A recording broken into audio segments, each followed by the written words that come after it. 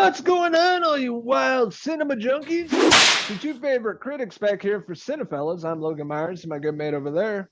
And I'm Henry Hill, and we are back tonight. We're reviewing one of the Oscar contenders this year, a movie that we are both looking forward to, directed by the often Oscar nominated director, Sam Mendes, we're talking about, and featuring our favorite cinematographer.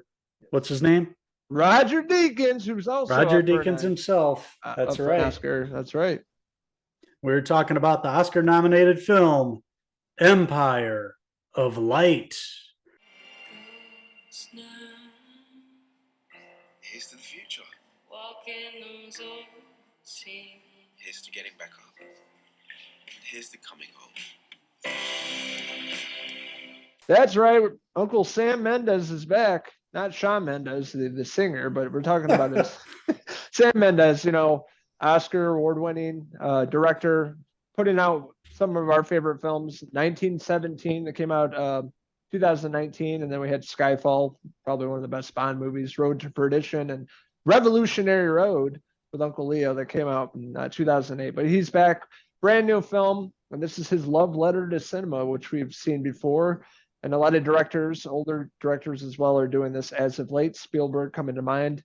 And then now we have Sam Mendes telling this tale of a British cinema in a small coastal town, and the characters and people that work there. We're introduced to Olivia Coleman, which I'm a huge fan of hers. She was in a really great English TV show on BBC that I used to watch, her and David Tennant. But she plays Hillary in this movie. She's worker manager at this local cinema. The rest of the cast is introduced in this as well. Michael Ward plays Stephen. Colin Firth is like the scumbag owner of this cinema, and he was always trying to get Olivia Coleman's character to give him head and have sex in his office. Just a lot of quirky characters in this, and it's really the setup of that, and it's more of a depressing take on, kind of relationships and what's going on with that in the 1980s. Yeah, it's the older character, Hillary, and then you have this younger guy, Michael Ward. Steven comes in and he's starting to work there. And he represents kind of, the up and coming, youth in this time period, whereas she's the older, lady, probably in her, 50s or 60s. And, she sees in him a life, ahead of him. He has this great life ahead of him, and she wants to capture some of that magic. It's been a while since she's felt anything like that. She has this crummy manager played by Colin Firth that kind of takes advantage of her. She suffers from, I think, bipolar disorder is what I gathered from the movie. She has some issues going on, and he's kind of taking advantage of her. And she sees Steven come in, and he's a nice enough dude, and they kind of hit it off. They both share a love of cinema, and it shows this big theater that they work in, this big extravagant theater. It looks like it's had its better days in the past, but it has a lot of potential, and that's what this film kind of sets up. Is there's going to be a big world premiere of a movie there. What is it? Chariots of Fire, I think they say. Yeah, I The believe movie's so. going to have the premiere there, so they're going to have to fix up the place. So it's all about this, big spectacle that's going to be coming to town. But it's really a look at the love of cinema, like we mentioned, with a lot of cinematography from Deakins, focusing on this big theater, seeing these big auditoriums and halls, and showing off the sky above it when they go up on the roof, and they're both up there, Sam and Hillary, and they're looking out and watching the fireworks. There's some really nice work from Deakins here, but it's very minimalistic compared to his obviously bigger works like Blade Runner 2049 and his other films. So it's very Yeah. much it's focused on this love story, but it's also Sam Mendes also showing his love of cinema, with it taking place in the theater. Yeah, I mean, it still feels like a Roger Deakins, in terms of cinematography. Beautiful shots in this movie. Even the shots of the coast, like in the Mm-hmm. ocean, with a cinema right next to that. Talk about a dream job in the early Yeah, 1980s, working in a movie theater, yeah. looking out the ocean, very chill, relaxed, coastal English town. Everybody's just really low key about it. So it really kind of sets the tone of the film. And Deakins always, does great work. all these different types of movies he does. But the rest of the cast is really fantastic in this. I love Olivia Coleman. Love what she did with this. She's bipolar, as you said, mental health issues, having a relationship with younger men that work at the cinema and what she's going through, and ends up in the hospital, comes back, and she's all out of it. And it's just a lot of struggle that she's dealing with, being middle age, being on her own, single, having her own place, and dealing with all the stuff going on with her life, and introducing these younger characters in this film. Steven, being a young kid, has ambitions in life and wants to do things with life, and something's holding them back. And they also throw in this whole race thing throughout the film, and racism, and like the neo-Nazi punks that would show up in the cinema and beat him up because he's black, and stuff like that. But a lot going on in this film, a lot he's trying to say. The thing that we're looking at here is the love of cinema, which is pretty well done, something that we all can relate to, loving movies, what we do here.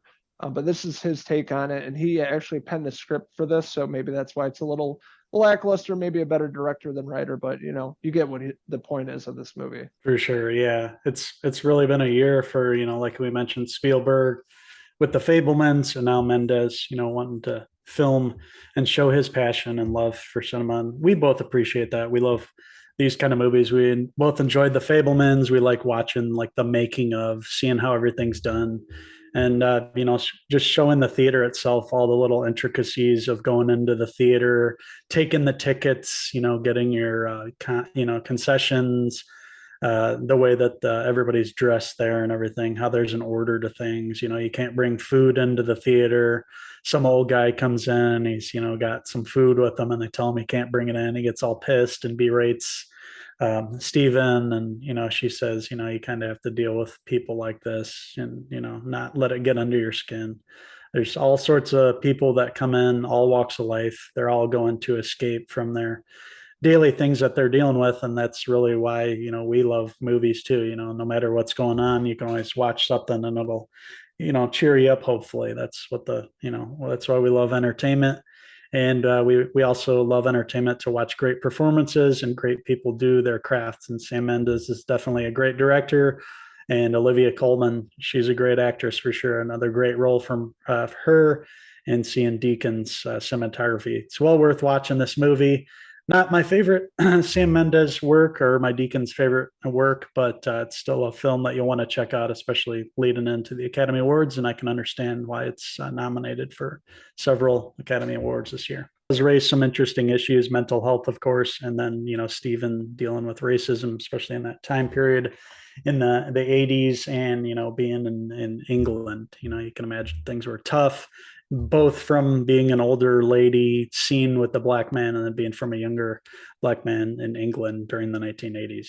They had to overcome some things, and this movie portrays that a nice way, and everything by the end's wrapped up very nicely, and the two characters really get to get some scenes where they get to make up for some things that happen to their characters throughout the film. So overall, I enjoyed it. Just not my favorite Sam Mendes' work, but definitely enjoyed it.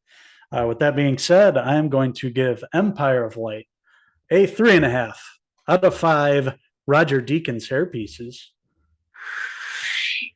Like you said, it's not Mendes' best film, but it's worth a watch. It's entertaining for what it is. I see why it's nominated. It's a beautiful looking movie. It's very depressing. It's not an uplifting movie at all, but it's definitely worth your time to give it a shot. Watch it before the Academy Awards coming up here in March. Everything else is pretty solid and enjoyable. So with that being said, I'm going to give Empire of Light, streaming on HBO Max, I'm going to give it a 3.5 out of 5 Olivia Coleman hair pieces. I want to hear from all you English enthusiasts out there. What did you like about Empire of Light? What didn't you like about it? Let us know in the comments below, and don't forget to click subscribe. Also, check out these wild cinephiles on Facebook, Twitter, and Instagram, and our website, cinefellas.com, for the latest, greatest TV, movie news and reviews. Thank you, Cinema Junkies, for watching another one of our movie reviews. We're going to try to, review as many of these Academy Award nominated Best Picture films before the awards happen in March. We have a big one coming up. We just got a screener, and we're going to review our White Whale. We're talking about Brendan Fraser in The Whale. So stay tuned for that. That's going to be coming soon. Thank you guys for watching our review of Empire of Light. Until the next Cinephellas movie review, I'm Uncle Henry, and that's my good mate. Logan Mendes signing out until the next Oscar award-winning movie review. Cheers! Cheers! And the Oscar goes to those Wild Boys.